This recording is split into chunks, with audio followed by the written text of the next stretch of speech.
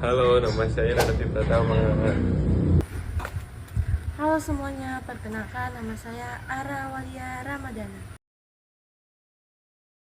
Hai, aku Nur Amalia. Halo semuanya, perkenalkan nama saya Hairunisa. Halo semuanya, nama saya Aura Miliana. Ini adalah video kunjungan ke Kedutaan Besar Pakistan kelompok kami. Halo semuanya, kita dari kelompok 5 dari Kedutaan Pakistan. Jadi kita baru aja nemuin duta dari Pakistan yang ada di Jakarta, yaitu tepatnya di Kuningan, Jakarta Selatan.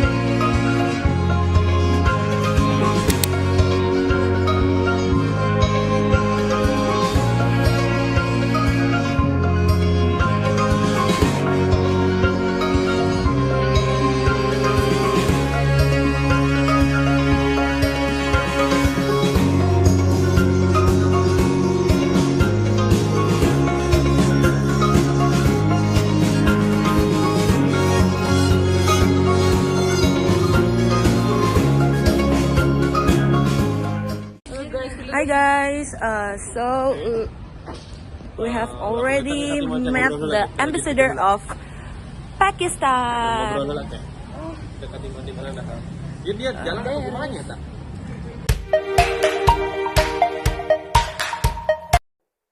Assalamualaikum warahmatullahi wabarakatuh. Salam Om Swastiastu, Namo Buddhaya, salam kebajikan untuk kita semua. Yang terhormat kepada Ibu Rina Yulianti MSI selaku dosen pengampu mata kuliah Perbandingan Ilmu Administrasi Negara. Saya Nur Amalia selaku moderator yang akan memandu jalannya presentasi kali ini. Tentunya di sini saya tidak sendiri. Saya bersama rekan-rekan saya ada Ara Awalia Ramadana, ada Rio Davi Pratama, ada Chairunisa, dan ada Aura Meliana. Dan untuk presentator pertama, kepada Aura dipersilakan. Baik, yang pertama terdapat sejarah dari Pakistan. Negara Republik Islam Pakistan atau biasa dikenal Pakistan merupakan negara pecahan dari negara India yang sebelumnya itu merupakan negara jajahan Inggris. Nah, Pakistan sendiri itu memerdekakan dirinya pada tahun 1947. Nah, pada gerakan kemerdekaan ini terdapat satu pemimpin, yakni Muhammad Ali Jinnah. Pada masanya beliau merupakan seseorang yang memimpin pergerakan untuk memerdekakan Pakistan. Seperti yang telah disebutkan, negara Pakistan merupakan negara pecahan dari negara India, yang mana berarti negara Pakistan berbatasan secara langsung dengan negara India. Wilayah yang berbatasan secara langsung dengan negara India ialah wilayah Kashmir. Wilayah Kashmir sendiri sampai detik ini masih menjadi konflik berkepanjangan antara India dan juga Pakistan, di mana mereka memperebutkan wilayah yang direbutkan oleh dua agama, yakni penduduk Islam yang berada di Pakistan dan juga penduduk Hindu yang ada di India. Mereka merebutkan wilayah Kashmir itu. Sampai detik ini masih belum adanya perdamaian. Terdapat 3 serangan yang benar-benar diingat sama penduduk Pakistan, yakni pada awal mereka memerdekakan diri, yakni pada tahun 1947, yang kedua pada tahun 1965, dan yang ketiga itu 1971. Namun sampai detik ini mereka masih terus berkonflik. Negara Pakistan merupakan negara terluas ke-33 di dunia dan ke-9 di Asia. Negara Pakistan merupakan negara yang berbatasan secara langsung dengan India, Sungai Gangga, Teluk Oman, dan juga Laut Arab. Tercatat pada tahun 2023, penduduk yang ada di Pakistan itu sebanyak 241,5 juta jiwa, yang mana menjadikan Pakistan menduduki peringkat kelima dengan penduduk terbanyak se-Asia. Seperti namanya, yakni Negara Republik Islam Pakistan, yang berarti negara tersebut memiliki penduduk mayoritas beragama Muslim, beragama Islam, sebanyak 68%. Sisanya terdapat agama Katolik, Kristen, Hindu, dan lainnya. Negara Pakistan sendiri memiliki ibu kota bernama Islamabad. Nah, sebenarnya nama kota tersebut hanyalah nama, jadi tidak semuanya itu penduduknya beragama Islam. Di Islamabad sendiri itu bebas ditinggali oleh penduduk dari agama apa saja, karena itu hanya sebatas nama. Nah, Islamabad sendiri ini diresmikan pada tahun 1967 sebagai ibu kota Pakistan, yang sebelumnya merupakan kota Karachi, yang merupakan kota terbesar yang ada di Pakistan sebagai pusat keuangan. Nah, Pakistan sendiri itu memiliki 5 provinsi di negaranya, namun yang paling terkenal itu ada 2, yakni Punjabi sama Sindh. Nah, nama-nama ini diambil dari nama etnis atau nama suku mereka, yakni Punjabi dan Sindh juga. Jadi kalau etnis Sindh ya tinggal di Sindh, kalau etnis Punjabi ya tinggal di Punjabi, kayak gitu. Cuman untuk etnis-etnis yang lain juga boleh pindah ke, misalnya pindah ke Punjabi gitu, atau pindah ke Sindh, misalnya Sindh pindah ke Punjabi atau Punjabi pindah ke Sindh, itu nggak apa-apa, karena sampai saat ini mereka juga melakukan itu gitu, karena ada yang menuntut ilmu dan mencari pekerjaan dan lain sebagainya. Alasan kami memilih negara Pakistan sebagai bahan perbandingan dengan negara Indonesia tentunya karena negara Pakistan memiliki perbedaan dan juga kesamaan dengan negara Indonesia. Kesamaan yang pertama itu ada di sektor pendidikan. Mereka sama-sama memiliki program beasiswa untuk masyarakat yang kurang mampu, dan juga terdapat perbedaan dalam sektor pemerintahan yang nantinya akan dijelaskan oleh rekan saya secara detail. Sehingga hal tersebut dapat menjadi pembelajaran bagi kami untuk mengetahui perbedaan dan juga persamaan apa saja yang bisa membuat negara tersebut berjalan dengan baik. Kemudian pendidikan yang ada di Pakistan. Nah, pendidikan ini masih menjadi salah satu tantangan yang krusial di negara Pakistan.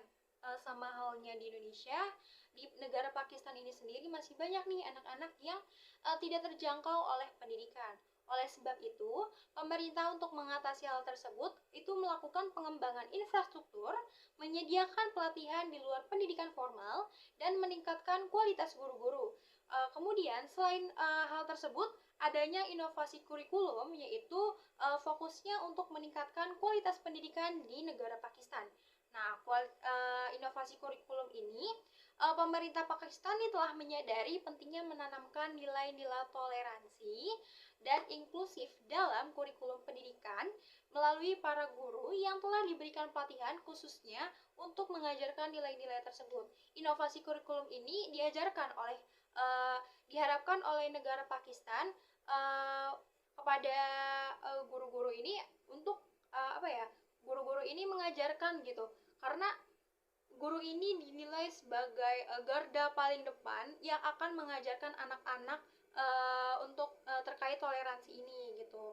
Kemudian pemerintah Pakistan juga telah berupaya untuk meningkatkan akses pendidikan, tetapi masih banyak anak-anak Pakistan itu yang masih terhambat akses pendidikannya, seperti jarak ke sekolah, terus orang tua yang yang tidak support anaknya untuk bersekolah itu menjadi salah satu tantangan atau hambatan mengapa anak-anak di Pakistan ini masih agak sulit itu untuk menjangkau pendidikan.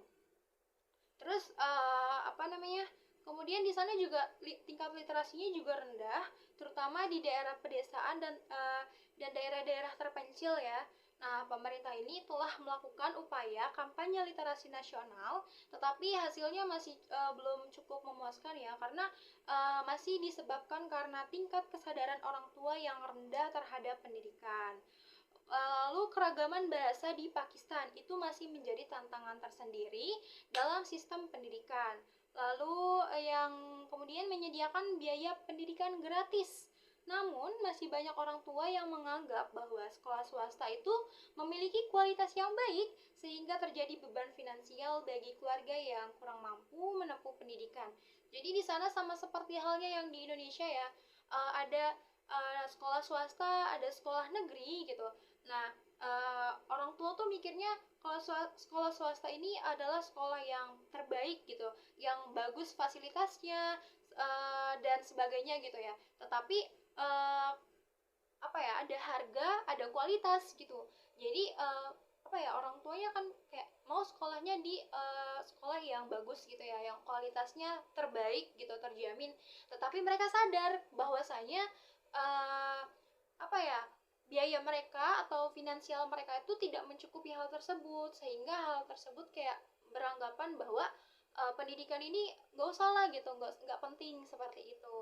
Kemudian selanjutnya materi akan disampaikan oleh Ara Auwalia Ramadana. Kepada Ara dipersilakan. Background ekonomi Pakistan pada masa pandemi COVID-19, perekonomian di Pakistan mengalami dampak yang sama seperti negara lainnya. Nah, negara ini menghadapi tantangan ekonomi yang signifikan pasca pandemi COVID-19. Salah satu masalah utamanya yang dihadapi peningkatan angka inflasi. Meskipun inflasi di Pakistan berhasil ditekan dari 9% menjadi 6,9%, angka ini tetap menjadi perhatian serius pemerintah. Nah, upaya berkelanjutan dilakukan untuk terus menurunkan angka inflasi dan menstabilkan kondisi ekonomi secara keseluruhan dengan cara membuat kebijakan moneter yang ketat dan menaikkan suku bunga dan pemberantasan korupsi. Nah, selain inflasi, defisit fiskal juga menjadi sorotan. Pemerintah Pakistan berupaya untuk mengatasi defisit ini dengan meningkatkan pendapatan negara. Nah, salah satunya melalui sektor pertanian. Sektor pertanian di Pakistan memiliki potensi besar untuk dikembangkan. Nah, pemerintah memberikan berbagai dukungan kepada para petani, mulai dari infrastruktur pertanian hingga akses terhadap pembiayaan. Dengan demikian, diharapkan sektor pertanian dapat berkontribusi lebih besar terhadap perekonomian nasional. Tidak hanya dalam bidang pertanian, pemerintah juga fokus pada pengembangan infrastruktur dan industri. Pengembangan infrastruktur yang memadai sangat penting untuk mendukung pertumbuhan ekonomi. Pakistan menyadari bahwa investasi dalam infrastruktur akan menarik investor dari negara lain.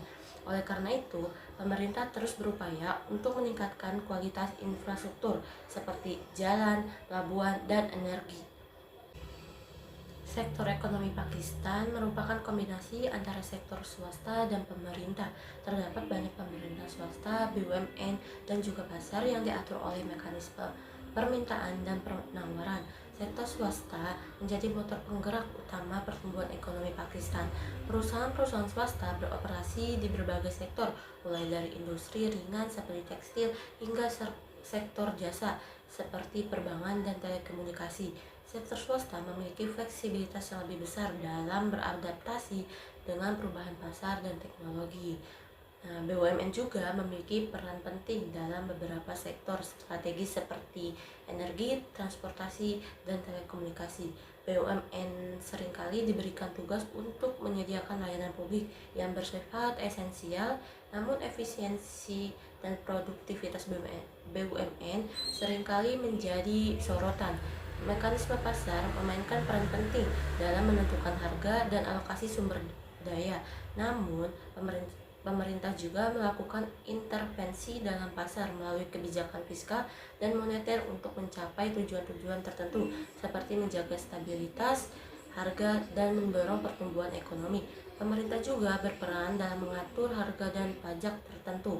Pajak ini merupakan salah satu pendapatan untuk negara yang nantinya uang hasil pajak tersebut dapat digunakan untuk kebutuhan masyarakat seperti pembangunan sarana dan prasarana atau penunjang pemerintah. Pemerintah Pakistan telah melakukan berbagai upaya untuk memperbaiki kondisi ekonomi. Nah, beberapa inisiatif yang telah dilakukan antara lain mempermudah jalur perdagangan, meningkatkan infrastruktur, mengembangkan energi terbarukan, menarik investasi asing, dan membuka lapangan kerja. Hal ini memiliki dampak yang positif terhadap sistem pertumbuhan ekonomi nantinya. Namun kebijakan-kebijakan ini harus dilaksanakan dengan sebagaimana mestinya supaya apa yang diharapkan dapat tercapai. Di sini saya akan menjelaskan budaya dari Pakistan. Budaya Pakistan sendiri menggabungkan beberapa elemen-elemen tradisional dan modern sehingga menciptakan peradaban yang kaya akan seni, musik, dan warisan sejarah. Negara Pakistan, khususnya agama Islam, dapat mempertahankan dan memelihara secara utuh sebuah budaya mereka hingga saat ini dengan tidak menutup kebudayaan tersebut dari umat lain selain Islam. Budaya Islam Pakistan seperti perayaan Idul Fitri dan Idul Adha tidak mengikis ruang gerak agama lain untuk melakukan aktivitasnya. Selain perayaan Idul Fitri dan Idul Adha, juga nyatanya negara Pakistan ini memiliki kebudayaan lainnya, mulai dari tarian tradisional seperti tarian ludi. Tarian ludi itu tarian yang dilakukan oleh kerabat dan keluarga pengantin wanita pada saat pernikahan. Dan ada juga tarian katak dan bangra. Juga menjadi bagian dari tarian tradisional di Pakistan. Dan terakhir ada juga tarian Basan. Basan ini merupakan festival budaya Pakistan untuk menyambut datangnya musim semi. Biasanya festival budaya ini dilakukan mulai di bulan Februari. Selanjutnya, tak cukup akan kebudayaannya, ruang lingkup sosial negara Pakistan juga tak kalah membanggakan. Status perempuan di Pakistan dari awal sampai sekarang sangat dihormati dan dihargai, sehingga tak heran jika banyak perempuan yang berada dalam pemerintahan. Perempuan yang dulunya tidak memiliki kesempatan yang banyak untuk meningkatkan atau berpartisipasi dalam segala aspek kehidupan bersosialnya. Salah satunya adalah dalam lingkup pekerjaan. Ruang gerak perempuan itu sangat dibatasi, lalu dikendalikan oleh laki-laki. Hal ini dikarenakan perempuan hanya dianggap sebagai pengurus rumah tangga sejak dibentuknya sistem pemerintahan parlementer di negara Pakistan. Terjadilah kesadaran untuk memposisikan perempuan sebagai salah satu perwakilan perempuan dalam lingkup politik. Keterlibatan perempuan juga dalam ranah politik memicu kesempatan perempuan lainnya untuk melepaskan diri dari bayang hanya mengurus rumah tangga. Perempuan akhirnya dapat bersaing dalam hal mencari nafkah. Di sini saya akan menjelaskan terkait politik yang ada di Pakistan. Jadi, Pakistan itu memiliki sistem politik yang federal, parlemen dengan Perdana Menteri yang bertanggung jawab atas kebijakan dan sebagian besar fungsi politik. Jadi, presiden ada tetapi hanya sebagai kepala negara yang dipilih melalui pemilu yang diadakan setiap 5 tahun sekali. Nah, jadi pada dasarnya politiknya itu sama seperti Indonesia, ada partai-partai besar seperti Golkar, seperti PDI. Kemarin itu juga beliau ini dari kedutaan menjelaskan bahwa sama seperti di kita politiknya ada seperti DPR, ada seperti MPR, sama saja seperti kita pada dasarnya. Cuman yang dibedakan itu hanya dengan adanya Perdana Menteri dan juga Presiden. Jadi Presiden itu yang dipilih 5 tahun sekali sama seperti kita. Terima kasih. Lalu kesimpulannya adalah pendidikan, ekonomi, budaya, dan politik di Pakistan menunjukkan kompleksitas dan tantangan yang signifikan. Dalam bidang pendidikan, pemerintah berupaya mengembangkan kurikulum inklusif untuk mempromosikan toleransi dan menghargai keberagaman, meskipun akses pendidikan masih menjadi masalah besar, terutama di daerah terpencil. Upaya untuk meningkatkan kualitas guru dan mengatasi biaya pendidikan juga sangat diperlukan. Ekonomi Pakistan menghadapi tantangan serius pasca pandemi COVID-19 dengan inflasi dan defisit fiskal sebagai isu utama. Sektor pertanian dan infrastruktur menjadi fokus pengembangan untuk menarik investasi dan mendukung pertumbuhan ekonomi.